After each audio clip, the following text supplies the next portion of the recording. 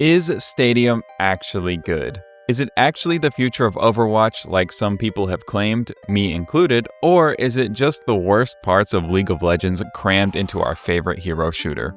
The answer? It's complicated. Real quick, before we jump into everything, this is going to be a longer video. Actually, the longest video we've ever made.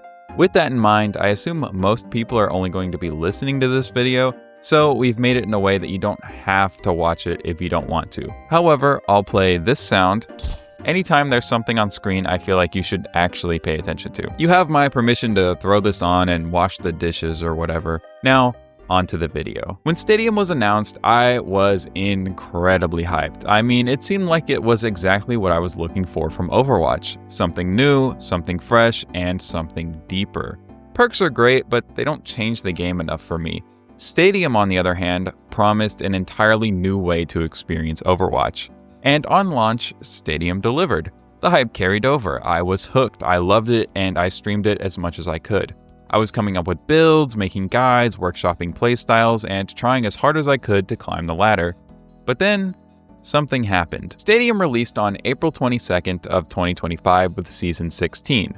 Not much time has passed, but since its release, we've already gotten new heroes, maps, and more. It's clear the Overwatch team is all in, and at launch, it felt like the community was too.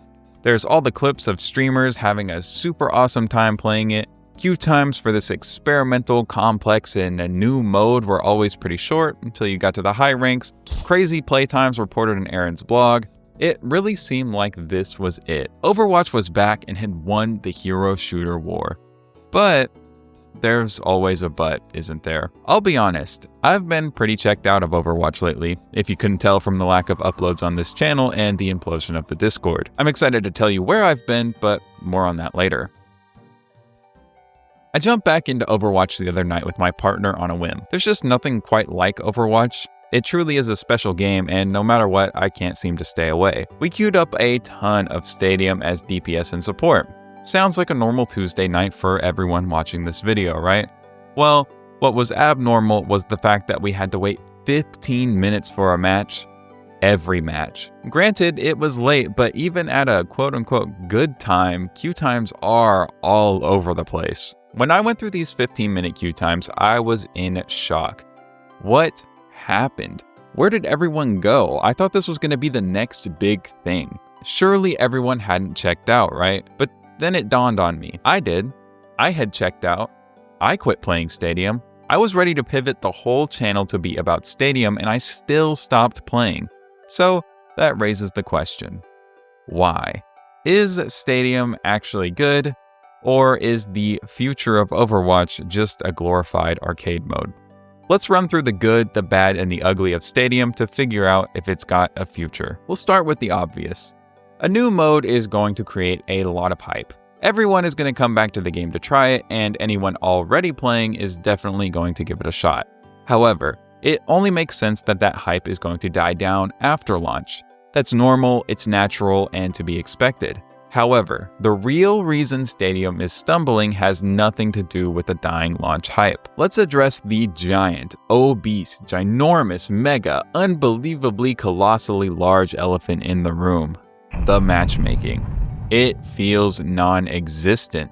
This is the #1 overwhelming omnipresent complaint I see from the community, and I 100% agree.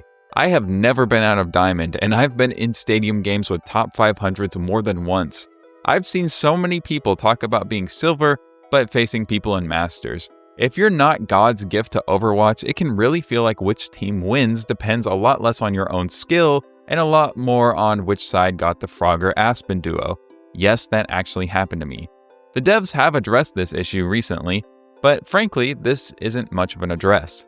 I'll throw it up on screen so you can pause and read it if you want to, but here's a summary. Basically, the matchmaking is wonky because it's not a traditional ELO system, and your rank, like Bronze, Silver, Diamond, and your MMR, the hidden number the game uses to represent your skill, are different. Right now, the matchmaker does favor MMR, meaning your skill in-game determines who's in your lobbies more than your rank does, but they don't know how to fix this wonkiness. They are working on it though. Also, they acknowledge the long queue times, especially for higher ranked players, but they also don't know how to fix this. It's nice the devs know the matchmaking is a problem, but it really feels like they're underplaying it.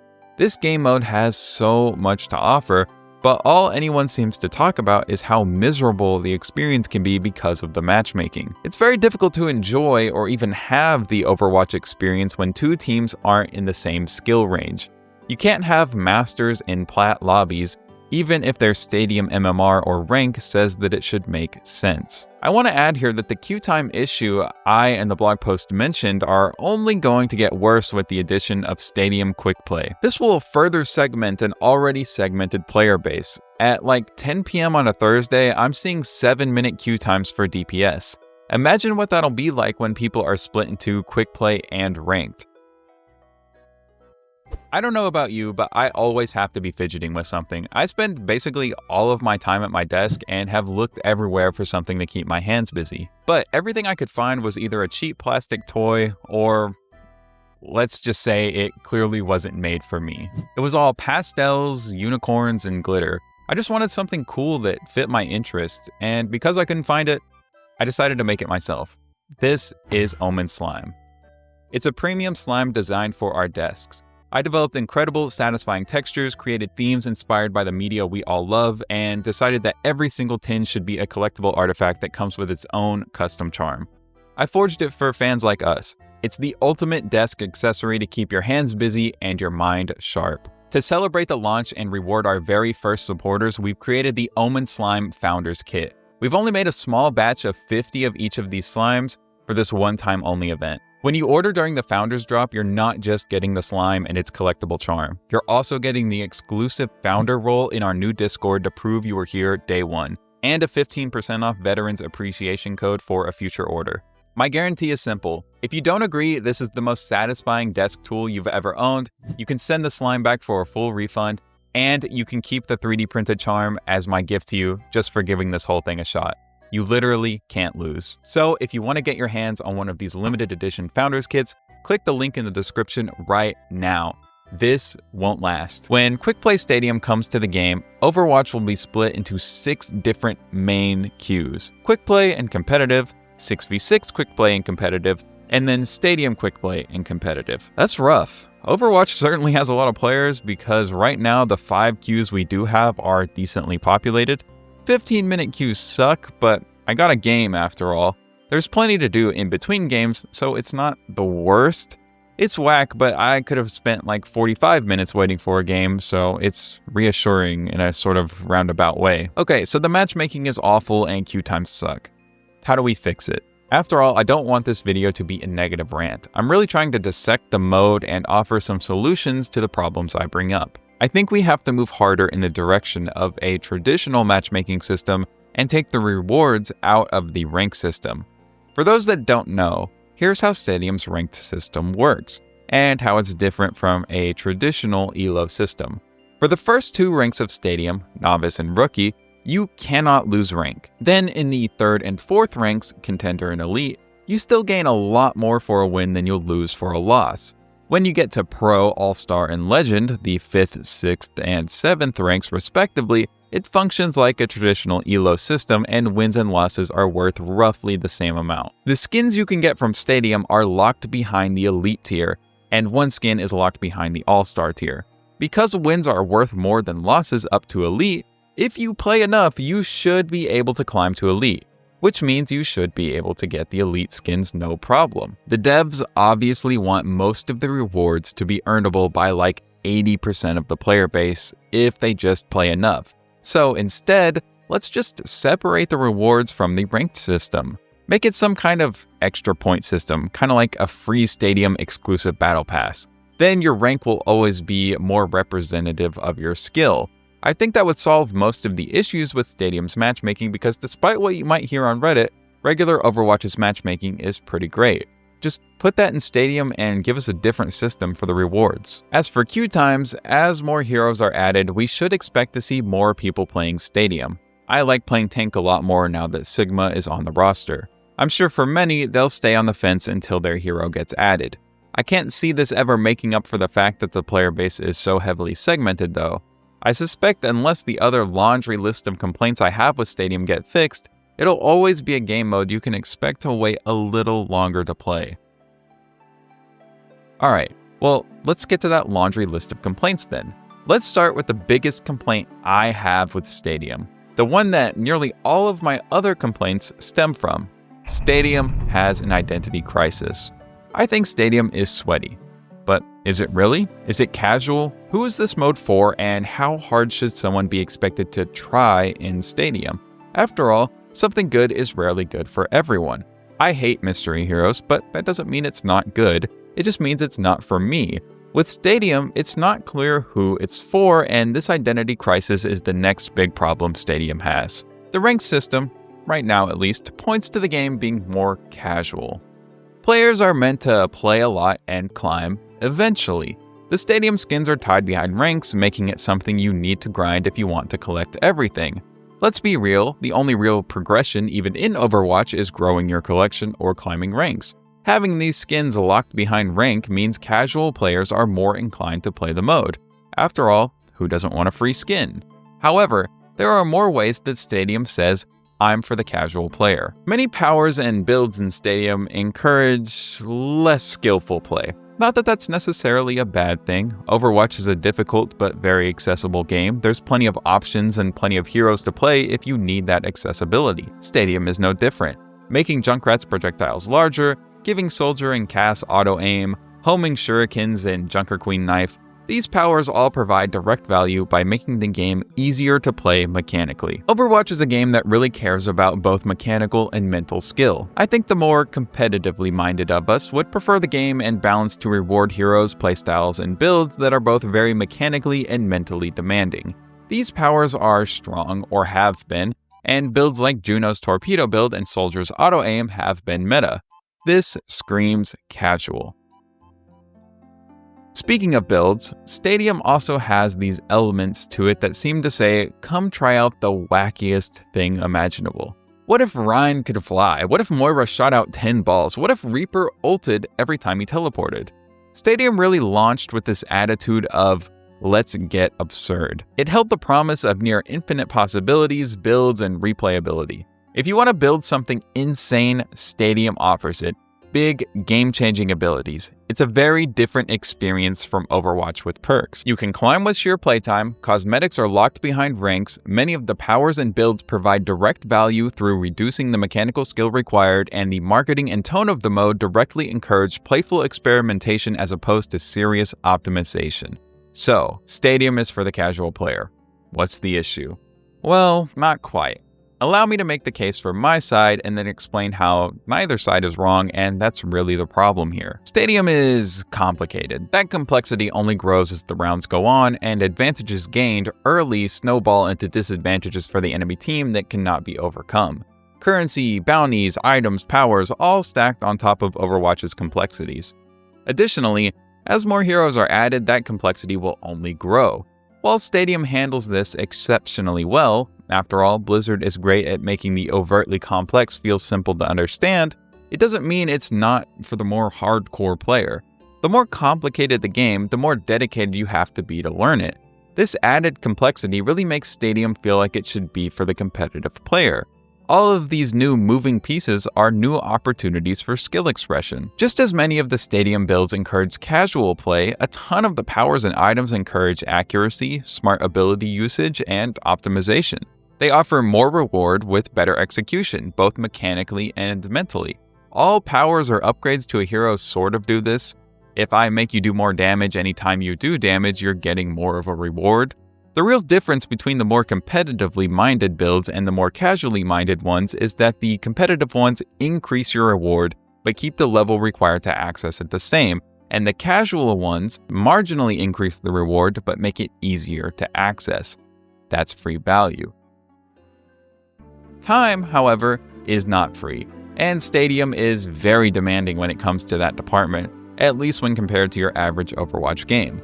Match time is something that the Overwatch devs have signaled that they are hyper concerned about. Overwatch's average match time and pace is one of the major things that separates it from the other competitive games on the market. You could definitely play Overwatch on a lunch break, maybe even 2 games, but if you dare to jump on the Rift or queue for Valorant, you might not make it back to your desk in time. Stadium games are long, and the longer the match, the more serious you have to be about playing to see it through to the end. I mentioned before how Stadium beckons you to come try something crazy. Make your whole build about pulling out the Glock as Mercy. But this build variety is crushed by the meta. If you don't go the most broken OP build for your hero at the time, you're often at a significant disadvantage, especially when you so often face mirror matches due to the tiny roster. Playing off-meta hurts more in Stadium than it ever has in regular Watch.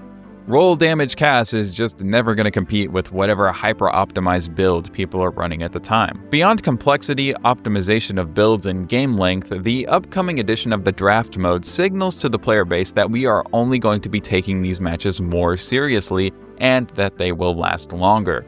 Banning your counters, locking in key picks early, it all builds on what is already a quite competitive system. In fact, I think when the draft is added to Stadium, it will really be the turning point for the mode, but we'll get to that in a moment. With all that said, I suppose it really takes us to the identity crisis. Why do we have a competitive game mode with incentives, a rank structure, and an attitude that call out to the casual player? Who is Stadium for? Should I be sweating every moment or not? For me, it feels like Stadium has to be for the competitive player. The mode is hard to even play if you aren't hyper-focused. A wrong buy or two can mean the loss of a round. Abilities and damage will swing wildly from useless to instantly erasing you if you aren't paying attention. Because the rounds are short, single mistakes can cause you to lose like never before. But then people in my games are building AP Mercy and flying off the map as Reinhardt. Why are we all here? Until the more competitive players climb out of the early ranks, all of these playstyles, these wants and desires for what a good game of Stadium is, clash horribly. It creates a truly unfun experience for everyone involved. The addition of quick play will alleviate this some, but again, queue times are going to suffer. Between the 10-minute queues and the 45-minute games, Overwatch players are being asked to commit to a single game like never before. Do we have a player base that's open to that? Only time will tell. Just like before, I'm not here to needlessly complain. How can we fix all this? Well, I think it's simple, but it's probably going to be pretty hard to do. The mode has to pick a lane. Go sillier, less punishing, and less complicated, or let's get more serious, remove some of the cheese and encourage even more strategy. I think even a statement from the devs would be a solid start. Let's set some expectations. Sure, everyone should be trying to win, but are the devs on the wacky side of the fence or the competitive one? Is the idea that this will eventually become real Overwatch and the evolution of the game, or is it just another way to play Overwatch if you feel like it? Sean Miller, the head of Overwatch's esports, has said that there is no plan to make Stadium the main mode of Overwatch esports. Aaron Keller has said that Overwatch as a whole should really be a toolkit that lets you build the play experience you want most. This is great on paper, but there will always be a main way to play. Stadium seems to be getting a lot of resources with the way things are going to be continuously rolling out according to the roadmap. It feels like its future and place within not only Overwatch's ecosystem, but the larger gaming space as a whole is up in the air. Okay, let's go over a few more meta issues with Stadium, and then we can jump into the actual experience of playing the mode and all the good and bad it brings. Stadium is in its infancy. It's only been out a few months, lived through one season. It's missing systems and additions that are pretty core to the experience, like consumables or active items. Stadium's incompleteness hurts it now, but hopefully as it ages it will get better and better. As we get more heroes, new updates to the system, and additions to the game loop, it should only feel better and better to play. But if at any point the majority of the player base jumps ship, it will become a bigger and bigger ask for them to come back and try Stadium. More heroes, maps, and systems means more to learn and harder to get into. I mean, what happens when there are 20 plus heroes and more powers and items than you can count? The re-engagement will be difficult, if not too much to ask of a player. It's fairly easy to imagine a world where you're someone who hasn't played Stadium in a few seasons and you decide to try it out again. You hop back on to see 8 new heroes, 2 new systems, 6 new maps, and you're silver against diamond, and the build you played before doesn't even exist now. When you lay it all out like that, hell, quick play is looking a lot more enticing. At least you don't have to put up with whatever this is. I'm confident the devs will figure it out. The only question is, will they do it in time before the ask outweighs the fun? Because eventually it will get to the point where it's kind of like League of Legends, and there are 170 plus champions, items, maps, objectives, etc. And at some point, the potential fun is outweighed by the continual curb stomping you'll face as you try to catch up to everyone else who got in earlier. I think we're already seeing a little bit of that resistance. The second biggest complaint I see with Stadium is that there are just so many levers. Personally, I haven't really been running into this, but it's easy to see how having a lever is pretty common. Stadium games are longer than the player base has been conditioned to. You queue up thinking that you have time, wait 5 minutes in queue, and halfway through you've got to leave when a normal game of Overwatch would have already ended. Then there's the issue of getting behind. We'll talk about this more later, but once you're behind in Stadium, it can feel pretty difficult to come back. Such is the nature of a currency-based PvP experience. Once you're far enough behind, you start shooting Nerf darts and you're made of cardboard, while Juno has a 50 cal and Orisa is literally unkillable. Who wants to stick around to watch the enemy team snuff out the last bit of life your team has? And even if you weren't ready to dip, your team berating you for being ass is only going to help you make up your mind. Because of the snowballing nature, if you're doing bad, if you don't turn it around soon, you're quickly doing really bad. It's round 5 and you're sub 1k damage on Genji, it's pretty clear you're the problem. No, that's never happened to me, I don't know what you're talking about. The experience of being behind feels really bad, but as we'll discuss later, I don't think it's actually as bad as it feels. Okay, but back to my main point.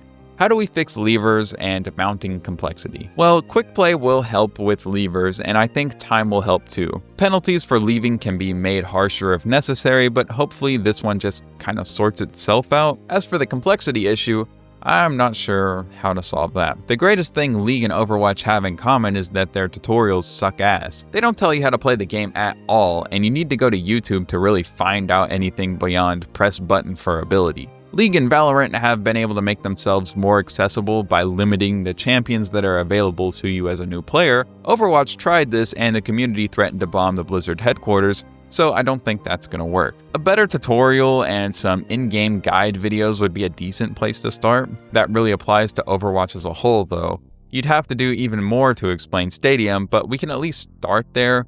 The example builds are really helpful to ease someone into the game, but I think something like the League of Legends item recommendation system would be helpful. For those unfamiliar, it will suggest items to you that fit your character, and it will help you deal with different characters on the enemy team. Highlighting an item or two that will help you deal with the unkillable Orisa or the 50 cal wielding Juno would be helpful. All of this stuff around the mode certainly matters. If your matchmaking sucks or the mode seems too daunting to learn, it can certainly hamper or kill the experience. However, none of that matters if Stadium isn't fun to play once you're actually in a game. And I have good news. Stadium is fun. It can be unbelievably frustrating at times, in ways regular watch never is, but it is definitely an awesome experience. Building your favorite hero into your favorite way, watching it all come together, it's great. It's hard to go back to regular Overwatch at times. I mean, Overwatch is still thriving after all these years, after all the ups and downs. It's a great game. Building on such a great foundation really makes it hard to catastrophically fail.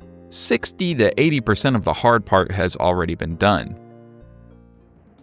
But let's start at the very beginning of a match. Stadium's roster is small, which is fine. It was clear from the jump that it would be that way, but that doesn't mean it hasn't created some problems. I don't want to harp on this too much. It's another problem that will sort itself out, but it does make the games feel samey. However, the real issue with the small roster is the counters, and this is compounded by the lack of the draft. The draft feels like it's integral to the game mode, and it not being included on launch is a little baffling to me.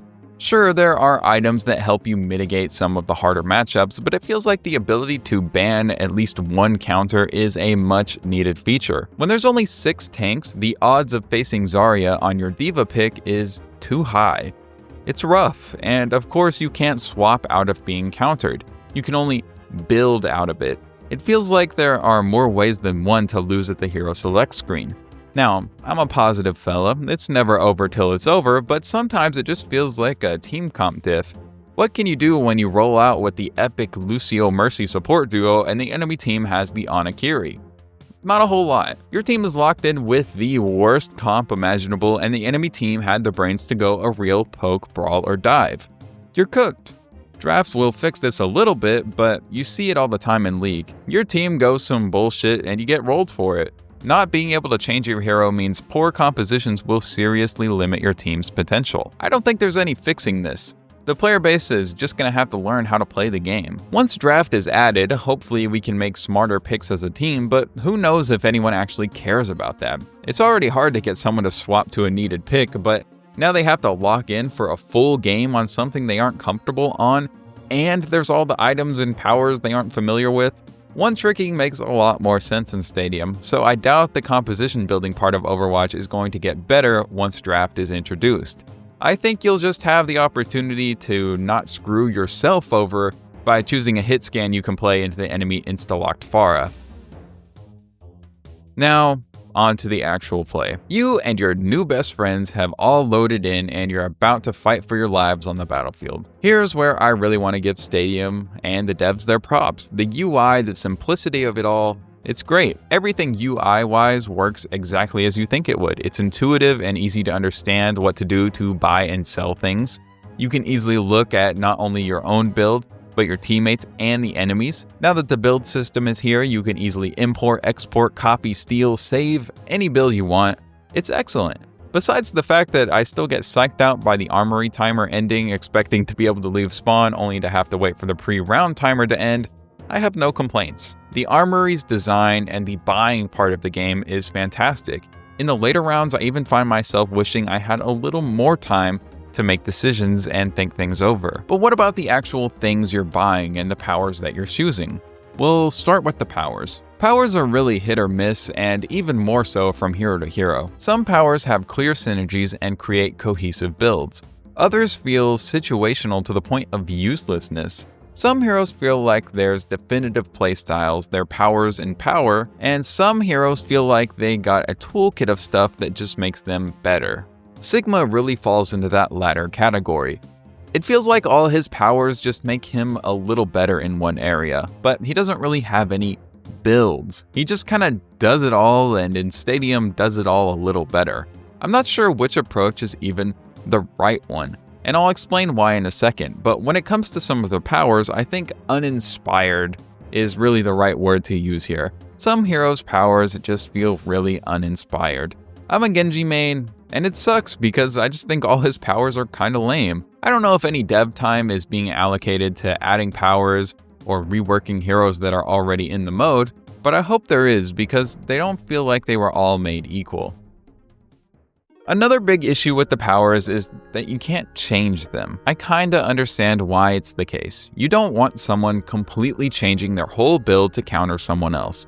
It makes it impossible to effectively build against your opponent if they can completely change their whole build on a dime. However, the heroes who have very synergistic powers really suffer from this, and that's why I said I'm not sure whether the playstyle or toolkit approach to powers is better.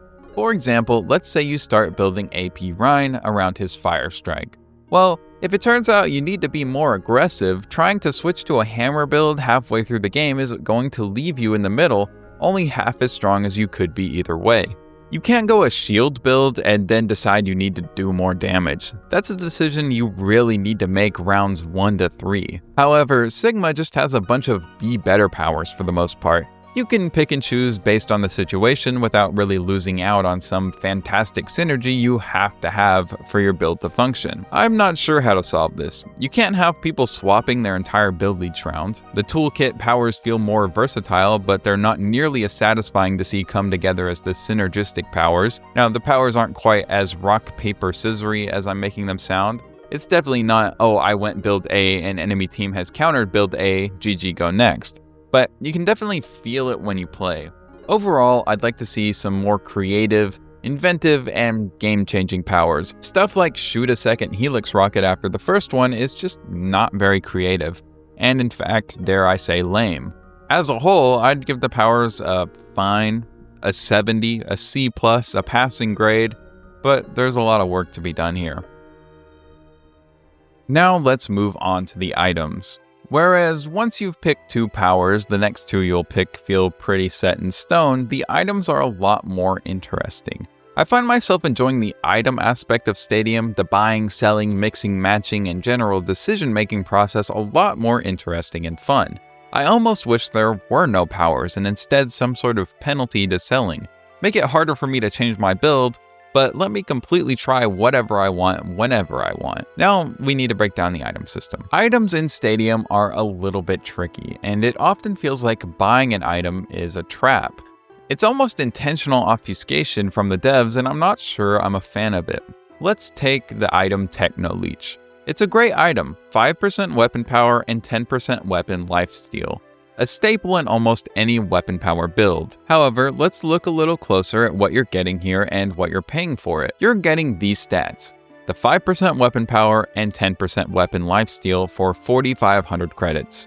If you look slightly to your left though, you'll see the exact same stats for 2,000 credits with the compensator and plasma converter items. So what you're really paying for with Techno Leech is the condensing of stats into one slot instead of 2.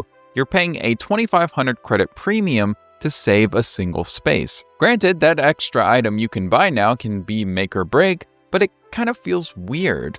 This isn't a direct upgrade to your stats, just the ability to acquire more.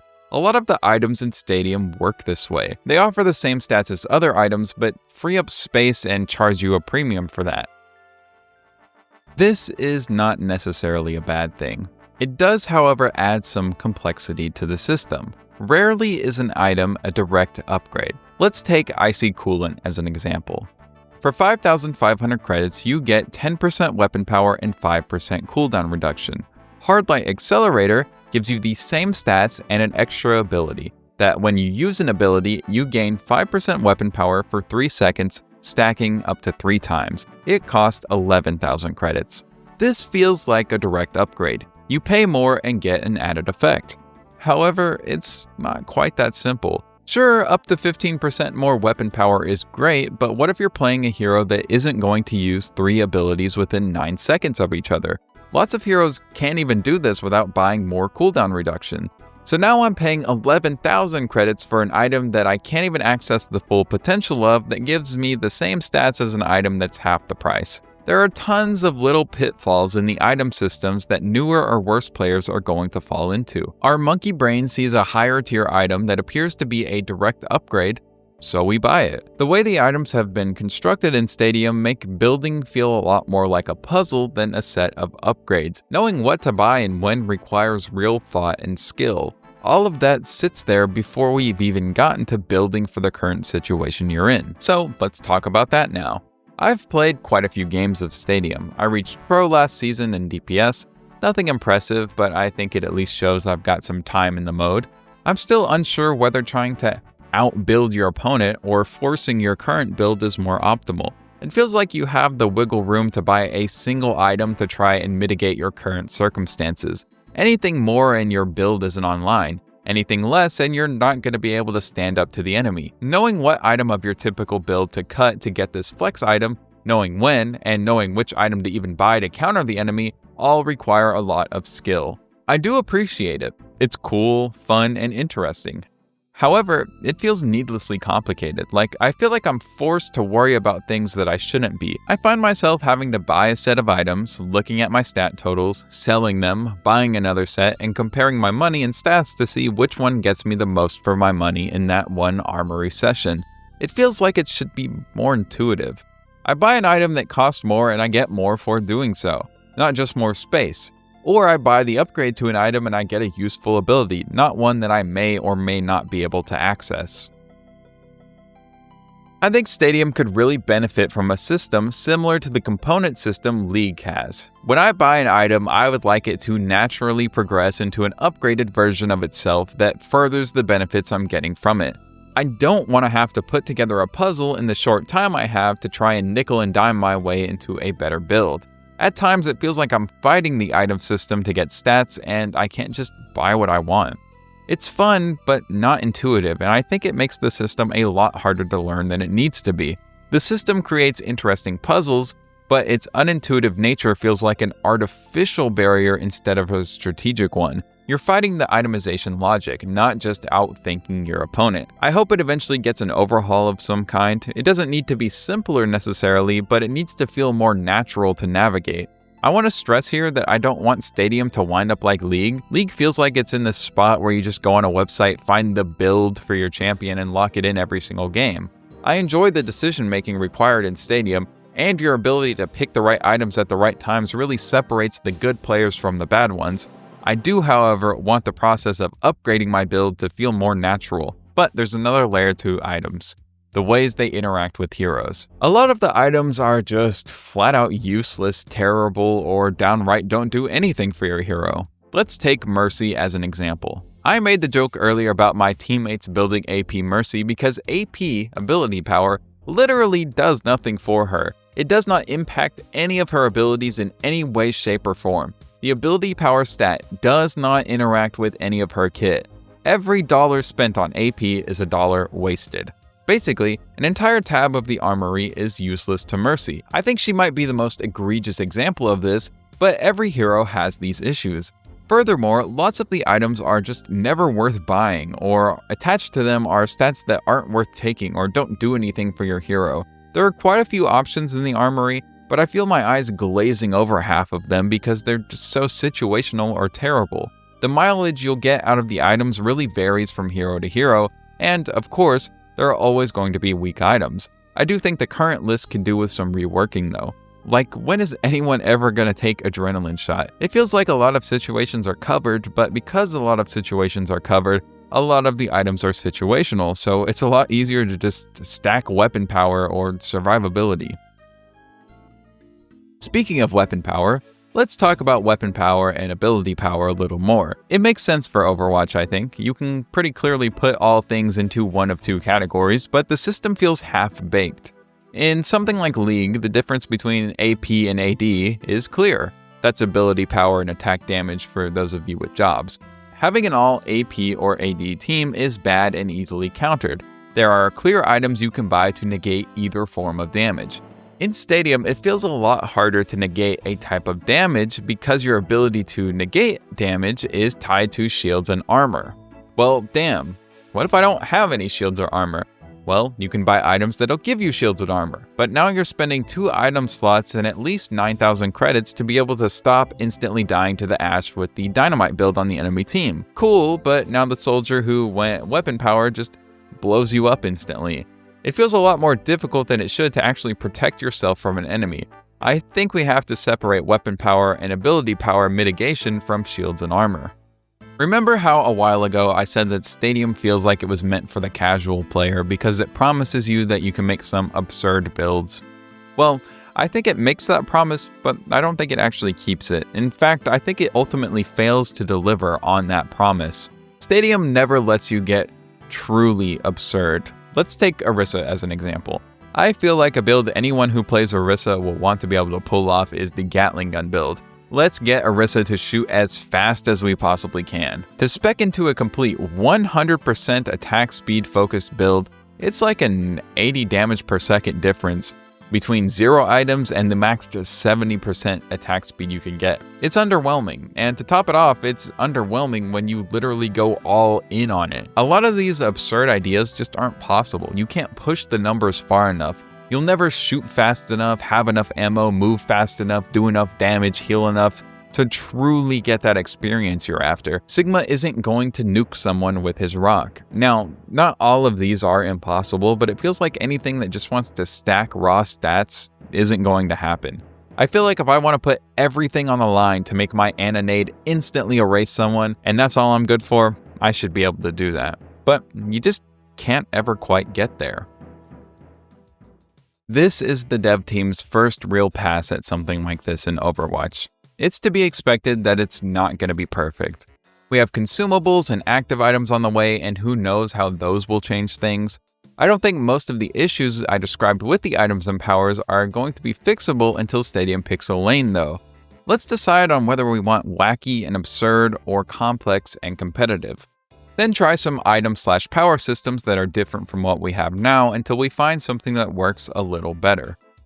What we have right now is definitely functional, but I feel like the depth it offers is coming from the wrong places. Okay, we've bought our stuff and we are finally ready to step outside the spawn room.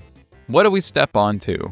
The maps, of course. All of the maps for Stadium so far are great. Clash works much better in Stadium and the other modes have transferred over pretty well. Overwatch in general has great maps and seeing them chopped up for Stadium is cool. These smaller versions work well. The Stadium exclusive maps are great. I truly don't have any complaints here other than maybe there's a lack of variety right now, but that's hard to say whenever I know more maps are on the way and the mode is so new. The rounds feel like they are an appropriate length. If you're getting rolled or doing the rolling, you never have to suffer or make others suffer for too long.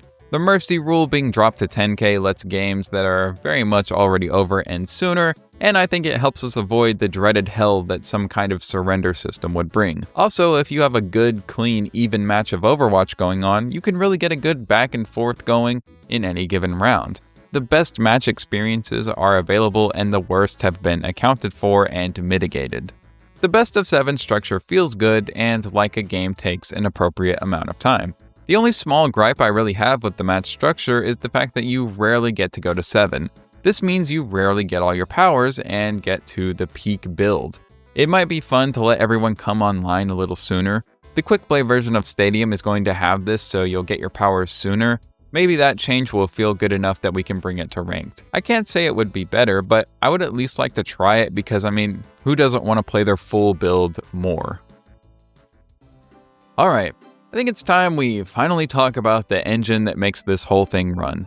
Let's get into the currency and economy. Just so we're all on the same page here, let's break down how the system actually works. You earn Stadium cash during rounds by dealing damage, providing healing, or getting eliminations and assists. Each hero has a different multiplier on how much of their damage or healing dealt is converted to Stadium cash. That's straight from the wiki. Let's tackle that piece by piece. All heroes can deal damage, a lot can heal, everyone can get elims and assists. Cool. Clear ways you can earn money by doing things the game already requires of you. I find it interesting though just how uncomplicated this system is, and I find it rather unrewarding because of that.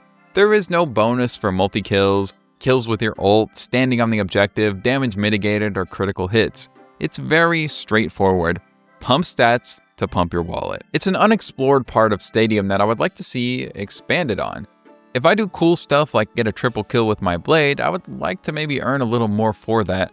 Just like the powers, it's a functional system, but it truly feels like a passing grade at best. The different multipliers for each hero make sense. It's a way to stop stat monsters like Moira from getting an absurd amount of money and taking over the game, and it's another knob the devs can use to tweak for balance. As it stands right now, every hero has a reasonable path to earning cash, but the system is just deeply unrewarding, even if you account for bounties. So let's go ahead and tackle those next. The bounties are a cool idea. If someone is doing well, they should be worth more to eliminate. While playing, I find myself targeting people to try and secure them and playing safer to stop mine from being claimed. However, it feels like it's really hard to actually play around this system, and at times it even feels at odds with optimal play. I'll use an example to demonstrate. Let's say you're Mercy and you have a bounty. Your team just got wiped, but you're close to the enemy team. If you don't run, they'll kill you for sure and claim your bounty. If you try and run to save your bounty, you might not get away. If you don't get away, not only do you lose your bounty, but you also are wasting time for the next regroup. Rounds are short, you can't afford little time losses like this. Which is more important, your 1k bounty or the faster regroup? Is it even worth thinking about? Most of the time, not really. Often if the ship is sinking, everyone is going down with it. It feels easy to hunt down bounties, but it feels near impossible to actually protect your own and play around the system. This makes it kind of inconsequential. There isn't much you can actually do to really use the system to your advantage, so everyone just forgets about it and it runs in the background, slowly passing advantages back and forth between everyone in the lobby. On the surface, the currency system makes it feel like the game is very snowball-y. You play well, so you get more money, so you get more upgrades, so you do more, so you can earn more money, and the cycle continues. However, in practice, I don't think it really works this way. It feels a lot more like whichever team wins would have won without any of the Stadium systems. Let me explain why. I already mentioned the bounty system. That's one catch-up mechanic. The next is the actual catch-up mechanic that gives the team with less currency a small percentage bonus. 6% doesn't sound like a lot until you actually look at the delta, the difference between the two teams' currencies. It's often less than 10k. 10k is enough for 1 purple or 2 blue items for 1 hero. That's not some insurmountable advantage. 15% more weapon power isn't going to make the game unwinnable for either side. To further this idea, the difference often doesn't sit on one hero.